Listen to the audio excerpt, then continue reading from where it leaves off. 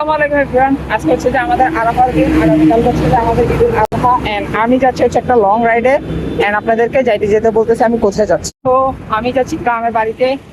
আর ঈদুল ফিতরে যাইতে পারি নাই, তো ঈদুল আজহাতে যাচ্ছি।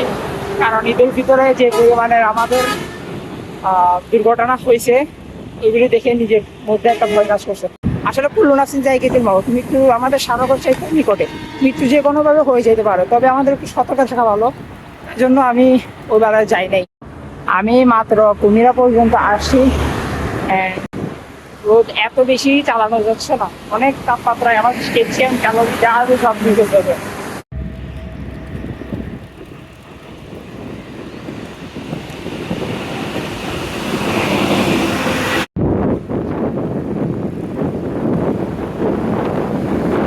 বয়সের সাথে সাথে এখন অনেক বড় হয়ে গিয়েছি।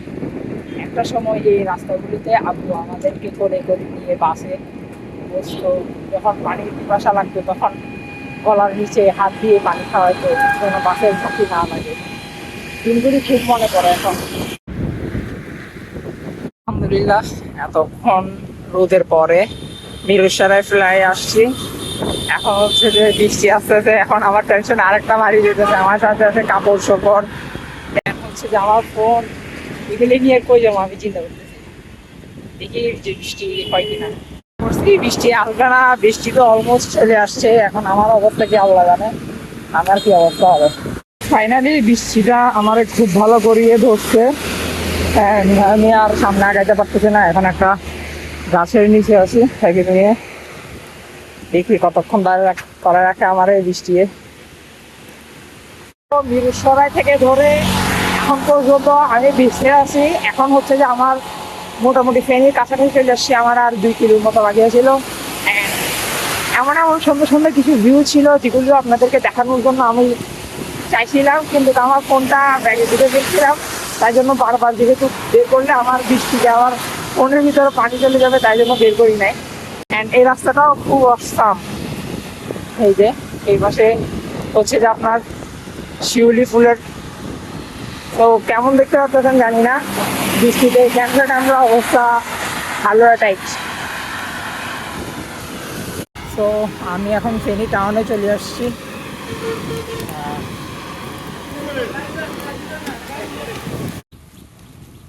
আমি এখন গ্রামের পথ দিয়ে যাচ্ছি।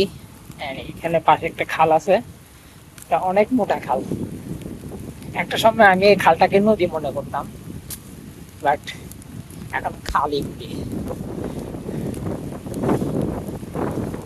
শহরের যে রোডটা আছে আমি মনে করি তার সাথে লাখ কোটি গুণ সুন্দর এই রোডটা আমার কাছে লাগতেছে। আপনাদের কাছে কেমন লাগতেছে বলতে পারি না, এই রোডটা আমার কাছে অসাম লাগে।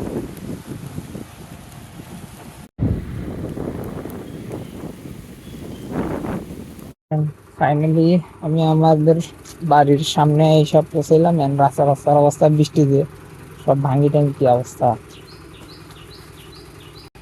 তো ভিডিও হয়তো বা এখানে শেষ হয়ে যাবে, নয়তো সামনে আগাবো। আমার শরীরের অবস্থা যেমন ভালো না, বৃষ্টিতে ভিজে আমার পুরো শরীর রোবট হয়ে গেছে গা। কি অবস্থা মামা? এই তো আলহামদুলিল্লাহ আলহামদুলিল্লাহ।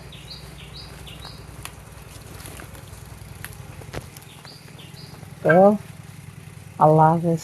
আমার শরীর আর ফুলে গেছে না, মানে বৃষ্টিতে ভিজে পুরো শরীর আমার অবশ্যই গেছে গা, মানে শরীরের রক্ত আর চলতেছে না। আসসালামু আলাইকুম। সো মেইন কারণ হচ্ছে যে ভিডিওটা আরো একদিন আগে ছাড়ার কথা ছিল, মানে ঈদের দিন রাতেই ছাড়ার কথা ছিল। আমাদের গ্রামে 2 দিন কারেন্ট ছিল না, বৃষ্টি হওয়ার কারণে গাছ পড়ছে, তাই জন্য এক্সট্রিমলি সরি এটার জন্য।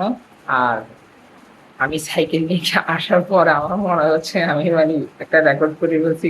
আমার মামারা আমি হচ্ছে যে আত্মীয়রা মনে করতেছে এমন। আসলে আমি চিন্তা করতেছি যারা মানে 400 কিলো 500 কিলো বা 24 ঘন্টা 500 কিলো চালায়, এরা এদের কথা শুনলে এরা কি মনে করবে আমি নিজেও জানি না। তো আমি মাত্র 130 কিলো চালাইছি, এটা তেমন বেশি কিছু না, অনেক কি কম ধরতে গেলে, তাও আবার 5 ঘন্টায়। তো ভিডিওটা কেমন লাগছে জানাবেন।